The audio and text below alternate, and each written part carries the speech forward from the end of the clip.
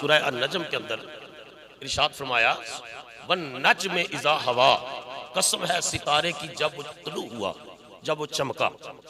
یہاں ایک بڑا امپارٹنٹ نقطہ ہے، یہ سورہ النجم ہے، بولیے سارے سورہ النجم، یہ 27واں پارہ ہے۔ اس سے پہلے جو سورت ہے وہ سورہ طور ہے، سورہ الطور، اس سے پہلی سورت الطور ہے۔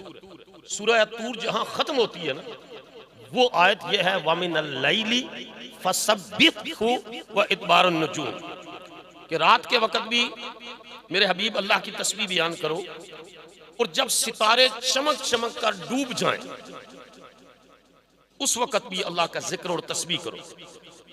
تو جہاں سورت ختم ہو رہی ہے نا، وہ لفظ ہے ادبار النجوم، نجوم نجم کی جمع ہے، نجم سنگولر ہے، نجوم پلورل ہے، وہ واحد ہے، یہ جمع ہے۔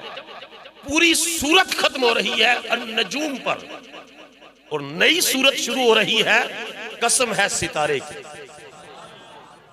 پہلی سورت ختم ہوئی جب ستارے ڈوب جائیں، جب ستارے جمع کی بات کی، جب ستارے ڈوب جائیں، اور نیا چیپٹر نئی سورہ اس کا آغاز کیا۔ ایک طرف بات ہوئی کہ جب ستارے ڈوب جائیں، دوسری جگہ فرمایا قسم ہے اس ستارے کی جو چمک اٹھا ہے۔ اس میں بڑے نکات ہیں، فرمایا ان سارے ستاروں کا اکٹھا ذکر کر دیا۔ فرمایا ہاں لوگو، آدم علیہ السلام سے لے کر عیسیٰ علیہ السلام تک ہر نبی آسمان نبوت اور رسالت پر، رسول آسمان نبوت اور رسالت پر ہدایت انسانی کا ستارہ بن کر چمکا، ستارہ بن کر چمکا۔ تو ان سارے ستاروں کا ذکر اکٹھا کر دیا، اکٹھا کر دیا۔ وَإِدْبَارُ النُّجُومِ اس وجہ سے کہا کہ آدم آئے چمکے اور ڈوب گئے، نوح آئے چمکے اور ڈوب گئے، ابراہیم آئے چمکے اور ڈوب گئے، زمانہ نبوت اور رسالت ختم ہو گیا۔ وہ ستارے چمکتے رہے اور ساتھ ڈوبتے رہے۔ فرمایا ان سب کا ذکر اس وجہ سے کیا کہ نبوت زمانی تھی، مکانی تھی، وہ ستارے چمکے اور ڈوب گئے۔ اب اس کی قسم اس وجہ سے اٹھائی، یہ قسم ہے ستارہ محمد کی، یہ چمکا ہے مگر ڈوبے گا نہیں،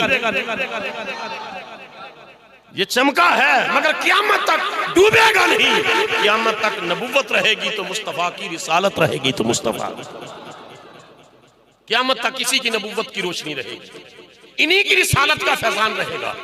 تو سب کا اکٹھا ذکر ادبار النجوم کے اندر کر دیا کہ چمکے اپنے اپنے وقت پر اور ڈوب گئے، اس کا ذکر بھی جدا کیا اور قسم اٹھا کر کیا، قسم ہے اس ستارہ احمد کی جو شب معراج چمکا، فرش پر بھی چمکا، آسمانوں پر بھی چمکا۔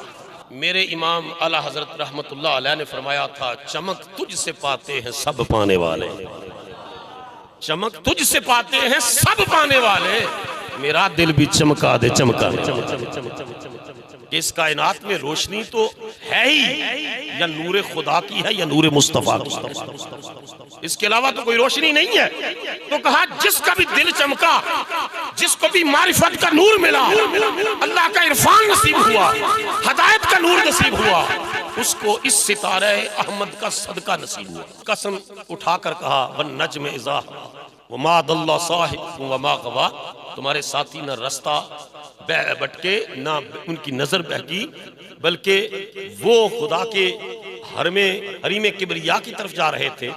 تو جب سدرۃ المنتہا سے آگے حضور تشریف لے کر گئے تو فرماتے ہیں رف رف نامی ایک تختہ آیا۔ کیا نام تھا؟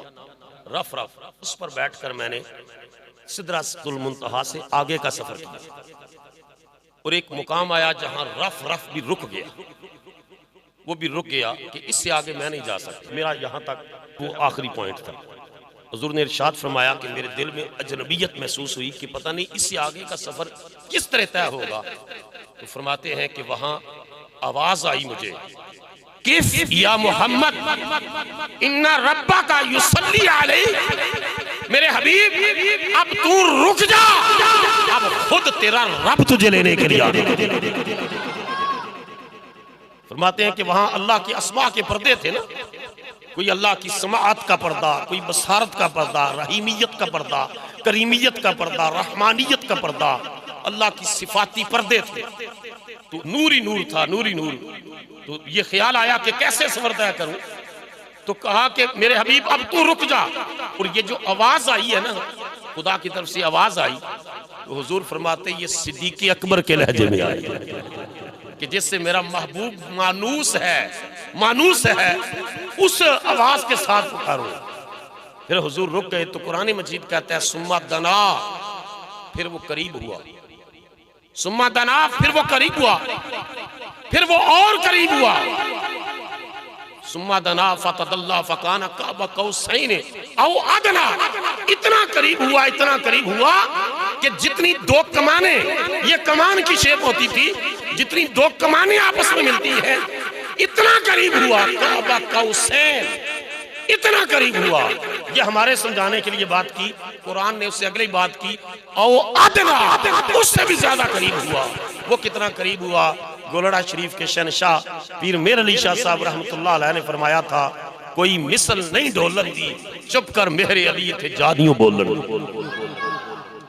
انسانی عقل اور شعور کا پیمانہ وہاں ٹوٹ جاتا، فہم اور سوچ کے سوتے خشک ہو جاتے کو وہ کتنا قریب ہوا۔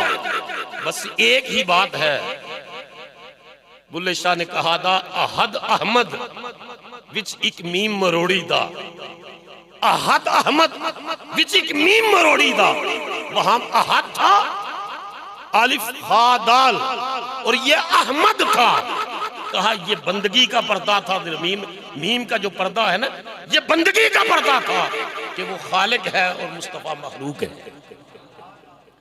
وہ معبود ہے اور حضور عبد ہے، وہ مطلوب ہے اور حضور طالب ہے، وہ مسجود ہے حضور ساجد ہے، حضور اللہ کے طالب ہے، وہ محبوب ہے حضور محب ہے۔